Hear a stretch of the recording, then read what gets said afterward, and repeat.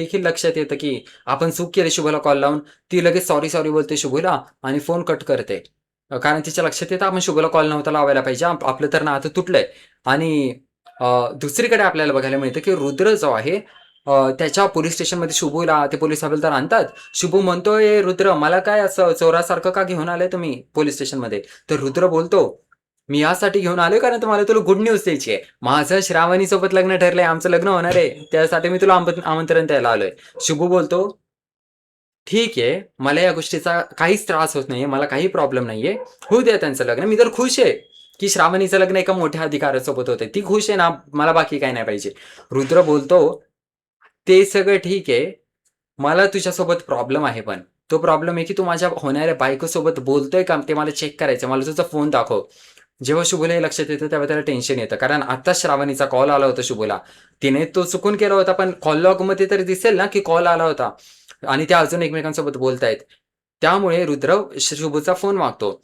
शुभ काय करतो, तो म्हणतो मी माझा फोन तुला देणारच नाही. आणि असं बोलता तो पटकन त्याच्या अंगठ्याने असं टच करून ते डिलीट करून टाकतो. श्रावणीचा नंबरच डिलीट करतो.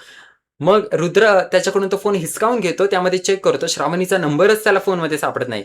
तेव्हा त्याला लक्षात येतं की शुभने श्रावणीचा नंबरच डिलीट करून टाकलाय. मग शुभचं हे वागणं पाहून रुद्र तर खुश होतो. रुद्राला तर आता समजतच नाही की श्रावणी ते शुभ आत्ता बोलत होते. त्याला वाटतं की शुभने रागात तो नंबर आधीच डिलीट करून टाकलाय. त्याने पाहिलंच नाही शुभला आत्ताच नंबर डिलीट करताना.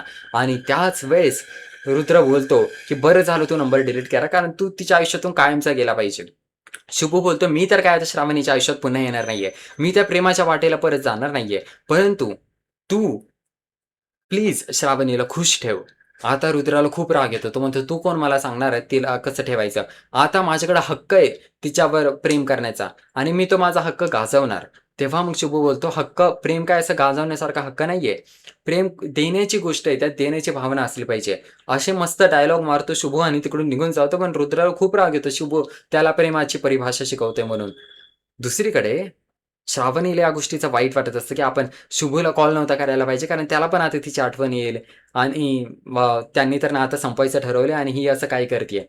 तर त्याच वेळेस काकू तिकडे येते. काकूला श्रावणी सांगते, की मी चुकून भावनेच्या भरात शुभूला कॉल केला आणि यामुळे काकू देखील बोलते, "अरे बापरे! तू काय केलं?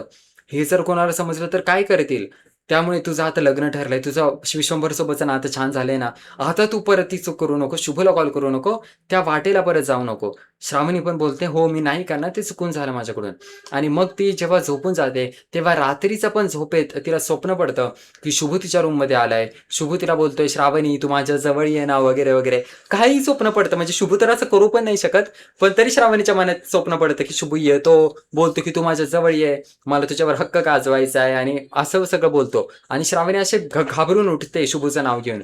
आणि मग तिच्या लक्षात येतं, "अरे बापरे! मला शुभचं स्वप्न पडलं होतं. शुभ इकडे नाही आलाय."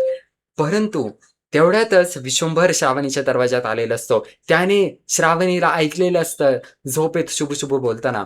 तेव्हा विश्वंभर विचारतो, "काय झालं श्रावणी? तू कोणाचं नाव घेत होती?" तेव्हा मग श्रावणीच्या लक्षात येतं विश्वंभरने सगळं ऐकलंय. श्रावणी बोलते, "हे बघा, माझ्या मनात शुभ नाहीये. मी त्या वाटेला परत जाणार नाहीये. मला पण नाही माहिती मी त्याचं नाव कसं घेतलं, पण मी ते झोपेत घेतलं. परंतु मी त्याचं नाव घेणार नाहीये. मी त्याला परत भेटणार नाहीये. त्याच्यासोबत बोलणार नाहीये." असं सगळं श्रावणी बोलते आणि दुसरीकडे विश्वंभर जो आहे, तो देखील श्रावणीवर विश्वास ठेवतो. तो फक्त बोलतो, की "हे बघ, माझ्या बायकोने माझा विश्वासघात केलाय. माझ्या घरच्यांनी विश्वासघात केलाय. शुभने विश्वासघात केलाय. तू तरी माझा विश्वासघात करू नकोस." असं विश्वंभर बोलतो. श्रावणी देखील बोलते, "हो, मी नाही करणार तुमचा विश्वासघात." आणि अशा पद्धतीने मग श्रावणी निघून जाते. विश्वंभर निघून जातो आणि विश्वंभरला एवढं तरी लक्षात आलं, की श्रावणीला अजूनही शुभ आठवतंय. परंतु ती कंट्रोल करतीये विश्वंभरच्या प्रेमासाठी आणि श्रावणीने एवढा शब्द दिलेला असतो, "काही झालं तरी आमचं जे माझं आणि रुद्र सरांचं जे लग्न ठरलंय, ते लग्न तर मी कॅन्सल होऊन देणार नाहीये. ते लग्न तर निर्विघ्नपणे मी पार पाडेल, याची मी खबरदारी घेईल." असं श्रावणी बोलते. त्यामुळे विश्वंभरला पण जरा छान वाटतं. तो देखील झोपायला जातो. आणि तुम्हाला तर माहितीच असेल, की श्रावणीनं ओवाळलं होतं विश्वंभरला त्या मीटिंगला जाण्याच्या आधी. तर त्याच वेळेस श्रावणी जी आहे अ, तिच्या ओवाळण्यामुळे काहीतरी झालं, विश्वंभरचं लक उजाळलं आणि तो त्या मीटिंगवरून परत आला. तर तेव्हा तो श्रावणीला बोलतो, "श्रावणी, तू मला ओवाळलं होतं ना, ती मीटिंग फेल झाली, आमची डील कॅन्सल झाली. हे ऐकल्यावर श्रावणीला खूप वाईट वाटतं.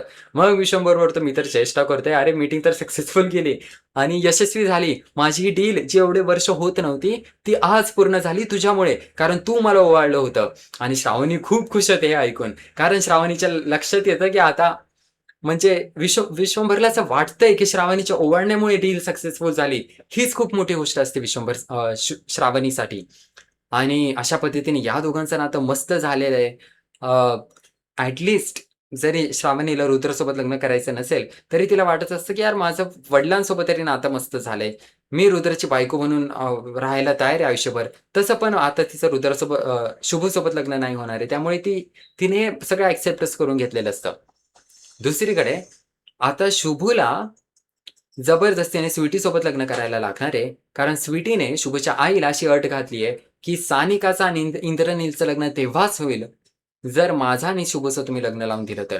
तर आता यामधून शुभची आई काय मार्ग काढते हे आपल्याला मालिकेच्या पुढील भागात बघायला मिळेल. या सगळ्यावर तुमचं काय मत आहे नक्की मला कॉमेंट करून सांगा. या व्हिडिओखाली मी तुमचा मन्या भाऊ तुमच्यासाठी असेच मालिकांचे अपडेट्स घेऊन येत असतो. त्यासाठी आपल्या चॅनलला लगेच सबस्क्राईब करा. आपण भेटूया याच मालिकेच्या पुढील भागात. पाहूया मालिकेत पुढे अजून नवनवीन नेमकं काय काय घडतंय ते.